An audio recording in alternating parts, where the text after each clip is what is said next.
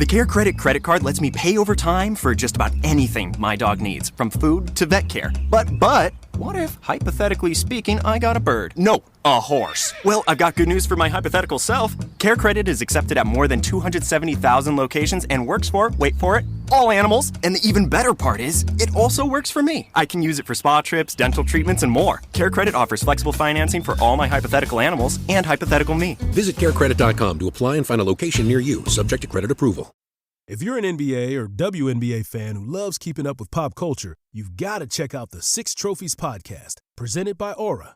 In this weekly basketball show, hosts Jason Concepcion and Shea Serrano comb through the spiciest news from the past week, handing out 6 pop culture-themed trophies to 6 basketball-related activities. Like the 6 Cents I See Dead People trophy, given to the player with the biggest comeback of the week. Or the Denzel Washington in Training Day trophy for the most dominant performance of the week. And if upping your personal performance is on your mind, our sponsor, Aura, can help with that. Aura Ring gives you personalized updates about your sleep, stress, activity, recovery, and more, all from a sleek smart ring. So you can win the Hacking Your Life Better Than Bradley Cooper and Limitless trophy. Check out 6 Trophies, presented by Aura, wherever you get your podcasts. The amazing Kate Casey. Welcome back for another episode of Reality Life with Kate Casey. Hope that you have had a great week. I've got a great episode for you. I wanted to remind you to go to my What to Watch list. You can get it at katecasey.substack.com. There is a true crime doc that is on that list this week. It's called The Many Deaths of Nora Dalmaso. Several of you have sent me notes saying that you also found it to be a mind-bending case. It's about a 51-year-old Argentine mother that was found murdered in her Rio Cuarto home in 2006. Captivated the nation for nearly 2 decades. Her death by strangulation by a bathrobe belt ignited this media frenzy, and it became this complex legal saga. So if you watch it, it gives you this in-depth exploration of the case featuring firsthand accounts from her family and key figures involved in the investigation. So if you like anything having to do with court cases and true crime, this is right up your alley. It is called The Many Deaths of Nora Dalmaso. Real Housewives of Miami this week. I couldn't be more confused about Julia and Gertie. What are they fighting about? So Julia and her wife, Martina Navratilova, announced the adoption of 2 boys, and they did so via Zoom with the rest of the cast. And Gertie was on the Zoom apparently and then knocked off, tried to get back in, and it enraged Julia. So she told her, listen, essentially, just check online. We have big news, but you can just check it online. So sort of dismissive. It seems like that frustration with Gertie even goes back further. She claimed that basically they were together on an event almost like a year ago, and she felt like Gertie was making it all about herself. Then at Marisol's party, tensions exploded because Julia accused Gertie of being self-absorbed. Gertie pushes back. She then throws this drink at Gertie and Kiki, and then it enrages Gertie, and she says, well, you got a facelift while your own wife was on chemotherapy. It's like, I don't get it. Julia's wife went through chemotherapy. Gertie went through her own cancer diagnosis and treatment. There's got to be more to this. It can't be that they just think that they both are obsessed with fame and they want a storyline for the show. There's got to be more than that, but sadly, it seems like that's what it's about. And I'm just thinking, you're going to lose us. You're going to lose us as viewers for your particular singular storyline if this is what it's about. This is when I'm like, I think it's a detriment when someone is on a Real Housewives for too many seasons, because I think that they feel the pressure of, am I enough this season? You know, is this enough? Do people still like me? Do the producers still like me?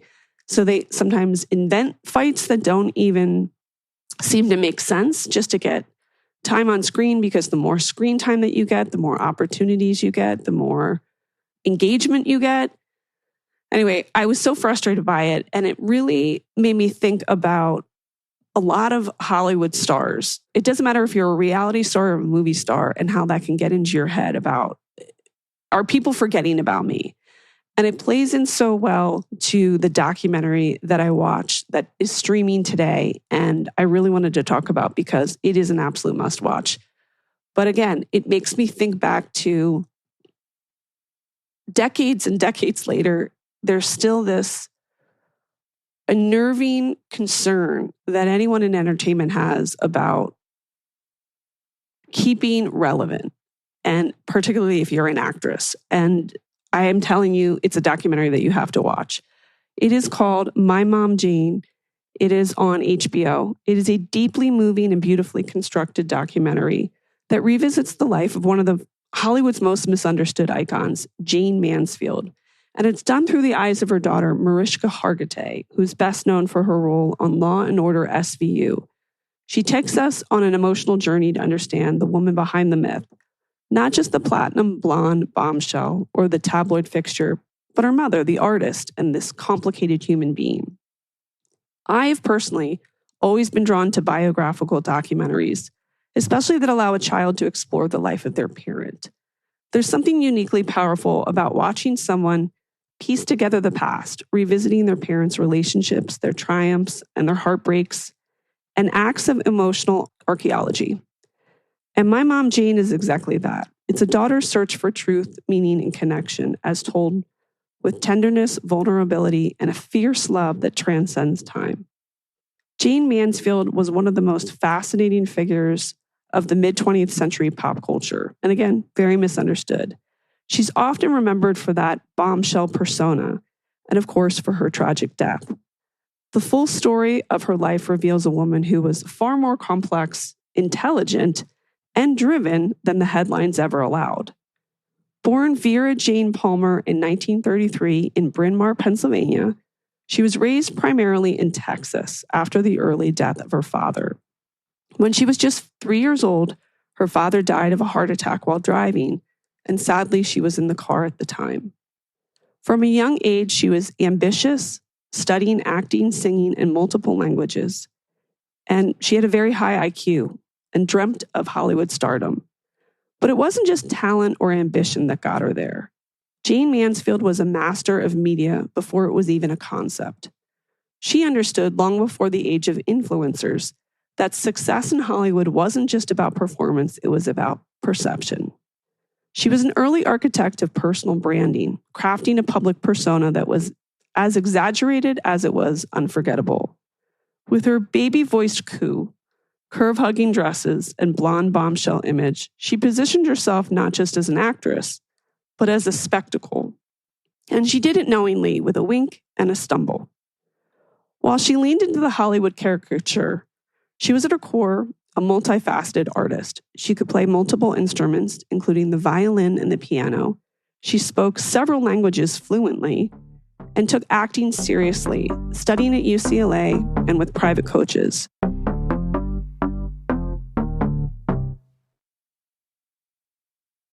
This is my favorite time of the year. Outside activities like hiking, swimming, and sports. I'm going to be spending a lot of time at the beach and the pool, and it's more important than ever to be hydrated. It's peak hydration season, and Liquid IV is the perfect companion for your hottest summer plans. They've just launched an exhilarating new flavor, Arctic Raspberry. Plus, Liquid IV has sugar-free solutions for smart hydration. You can explore the delicious sugar-free options including white peach, lemon lime, rainbow sherbet, and more. Plus, discover more fun flavors like cotton candy or popsicle firecracker. Just one stick and 16 ounces of water hydrates better than water alone. An optimized ratio of electrolytes, essential vitamins, and clinically tested nutrients that turn ordinary water into extraordinary hydration.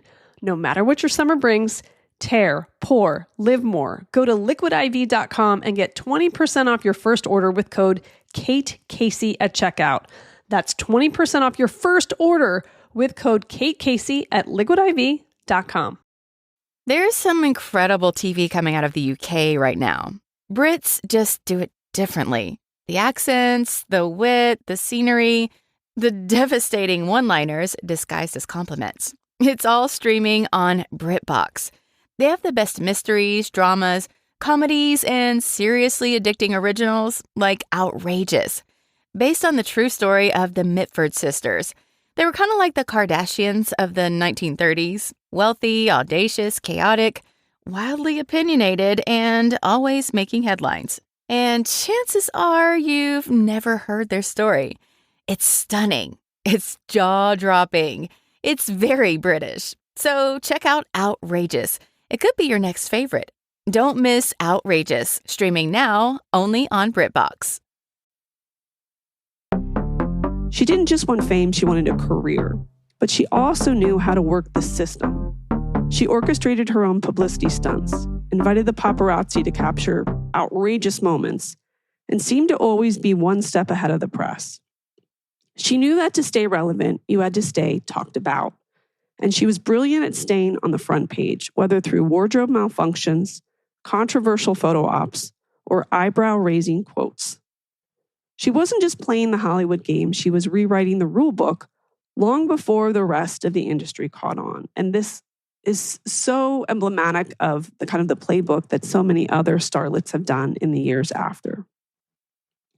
She broke into the show business in 1950 and was crowned Playboy Playmate of the Month in 1955, and she signed with 20th Century Fox as the studio looked for a rival to Marilyn Monroe. And her breakout role came in the Broadway and film versions of Will's success Spoil Rock Hunter, where she played a self-aware parody of a Hollywood starlet. The performance showcased her comedic timing, her stage presence, and her knowing wink to the media circus that surrounded her. In the late 1950s and early 1960s, she starred in a number of films, including The Girl Can't Help It, The Wayward Bus, and Too Hot to Handle. And while she was often typecast in roles that leaned into her sex appeal, she brought a distinct energy and sharpness that set her apart from the other so-called blonde bombshells. What really made her stand out wasn't just her looks, it was her comedic timing, her self-awareness, and her ability to play in the role of the ditzy blonde while kind of winking at the audience at the entire time. In The Girl Can't Help It, for example, she wasn't just an accessory to the plot, she was the plot. She could command the screen with a single look, turning what could have been a one-note character into something that felt both exaggerated and strangely grounded. In The Wayward Bus, a film based on the John Steinbeck novel, she had the opportunity to show more emotional range, and then critics noted that she was restraining herself. And it was a thoughtful performance, proving that she had depth that Hollywood rarely allowed her to explore. She was a natural performer with incredible presence, but she also had discipline. She trained hard, memorized lines quickly, and delivered performances that were often really better than the material. Her real brilliance, though, was her ability to fuse performance with persona. She blurred the lines between who she was and who she played, giving her roles an added layer of commentary about fame, femininity, and the male gaze, whether audiences realized it or not. She wasn't just in on the joke, she was the one writing it. Her life often teetered between the aspirational and the outrageous, between stardom and scandal.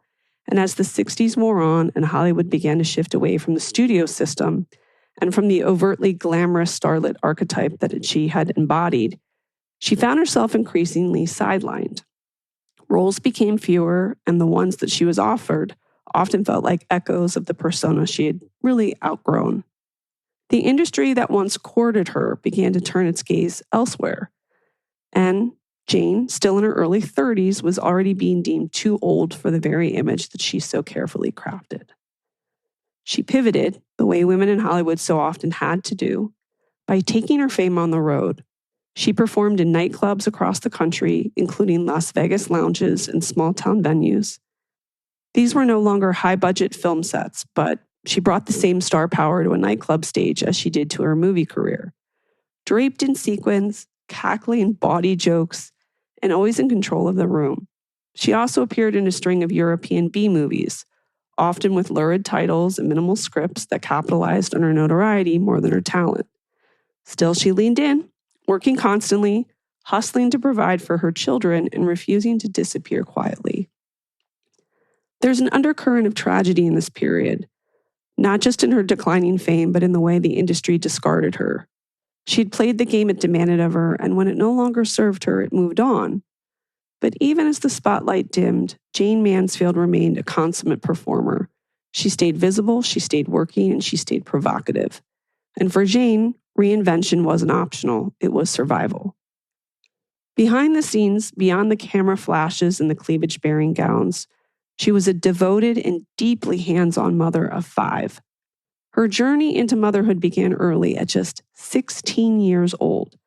She married her high school sweetheart, Paul Mansfield, and gave birth to her first child, a daughter named Jayne Marie, when she was 17. That early experience shaped her deeply, even as her Hollywood dreams took off. Motherhood was never something she treated as secondary, which is pretty incredible if you think about the time period in which she was working. Her personal life unfolded in chapters, each one marked with intense love affairs, public marriages, and children. After her divorce from Paul Mansfield, she married Hungarian-American bodybuilder and actor Mariska Hargitay in 1958, a union that became one of the most photographed marriages in Hollywood of that era.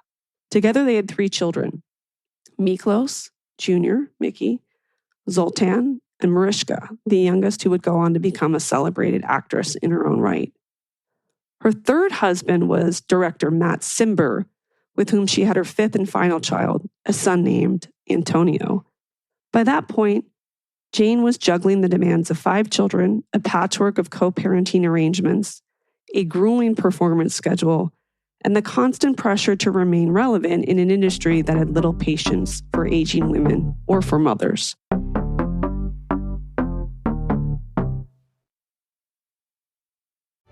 The HBO original series, The Gilded Age, is back, and so is the official companion podcast. Are you curious about how they brought Gilded Age New York to life? I don't understand. Which bit is not clear? None of it is clear. Want to know where the writers branched off from history? Well, when you've set your mind on a thing, no one can stop you. I take that as a compliment. Watch or listen to the official Gilded Age podcast wherever you find podcasts. Behind the closed doors of government offices and military compounds, there are hidden stories and buried secrets from the darkest corners of history. From covert experiments pushing the boundaries of science to operations so secretive they were barely whispered about. Each week, on Redacted, Declassified Mysteries, we pull back the curtain on these hidden histories. 100% true and verifiable stories that expose the shadowy underbelly of power. Consider Operation Paperclip, where former Nazi scientists were brought to America after World War II, not as prisoners, but as assets to advance U.S. intelligence during the Cold War. These aren't just old conspiracy theories. They're thoroughly investigated accounts that reveal the uncomfortable truths still shaping our world today. The stories are real.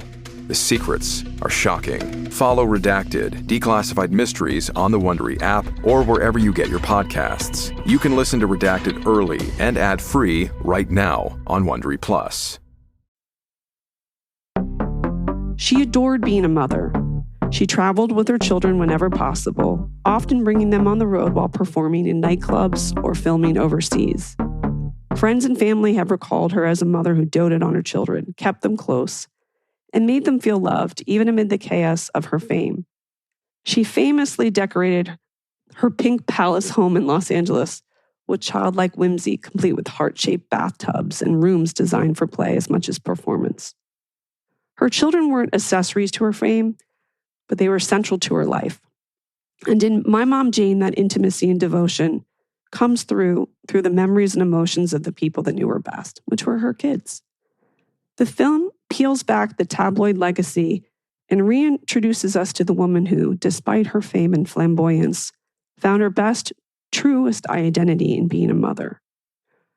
Now, her life was cut tragically short on June 29th, 1967, in a car accident that shocked the nation and became one of the most haunting stories in Hollywood history, and she was only 34 years old. That night, she was traveling from a nightclub appearance in Biloxi, Mississippi, to New Orleans, where she was scheduled for a TV interview the next morning.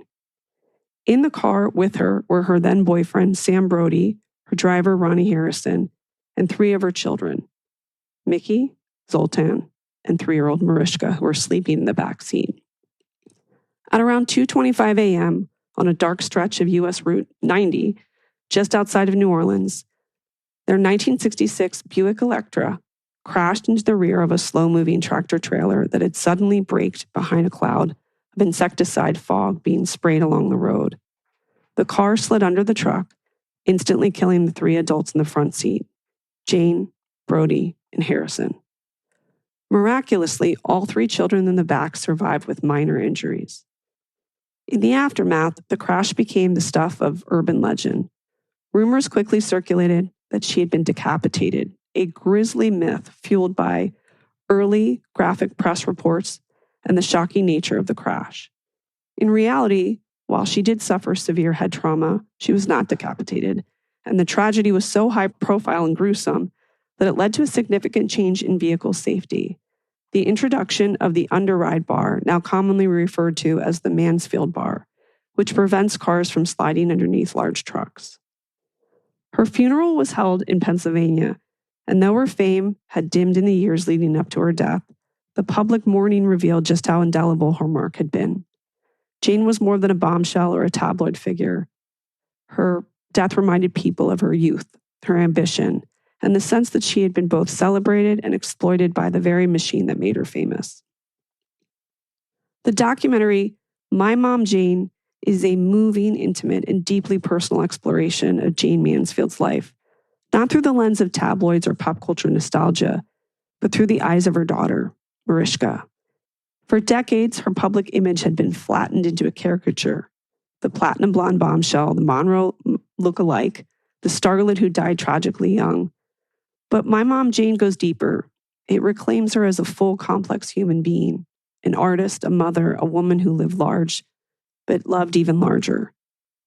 Now, in the film, Mariska peels back the layers of mythology that surrounded her mother, confronting the complicated legacy of fame, tragedy, and identity. And she doesn't shy away from the pain of loss. Being just 3 years old and in the car the night her mother died, or the confusion of growing up in the shadow of an icon. But what makes the film so powerful is how it becomes a journey not just of remembrance, but of discovery. One of the most emotional and unexpected revelations in the documentary is that Mariska's disclosure at age 25 that she had learned that her biological father was not, in fact, Mickey Hargitay, as she had always believed, but it was instead her mother's former boyfriend, the Brazilian-born nightclub singer and actor Nelson Sardelli.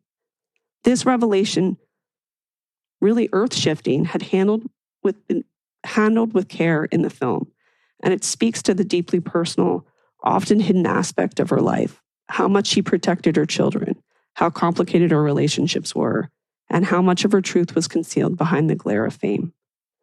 She explores not only who her mother was in the public eye, also who she was as a woman, her warmth, her intellect, her humor, and her desperation to hold on to both her career and her family.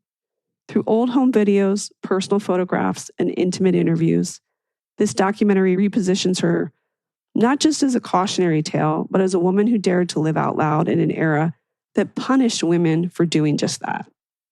And what makes this documentary so resonant is its emotional honesty. It's not just a biography, it's a daughter's love letter, a reckoning with fame, and a reclamation of identity. It invites you to see Jayne as not just that bombshell or a tragic figure, but as a real woman who defied limits, lived vividly, and left behind a legacy that is still unfolding through her children, through her story, and through the truth finally being told. I really loved it. I cried at the end of it, and I think you're really going to love it too. So make sure you check it out, My Mom Jayne on HBO. Also, make sure you check out that What to Watch list for The Many Deaths of Nora Dalmaso on Netflix. And make sure you check back next week for my Monday episode where I tell you what to watch. I've got some great upcoming interviews. Also, make sure you check out bonus episodes. I did one this week about the Iranian Revolution. You can get that on Apple Podcasts or on Patreon. And make sure you also join the Facebook group, Reality Life with KKC. Lastly, make sure that you follow me on social media. I'm on Instagram at @KKCCA, TikTok, it's KKC, and Twitter, Threads, and Blue Sky at @KKC.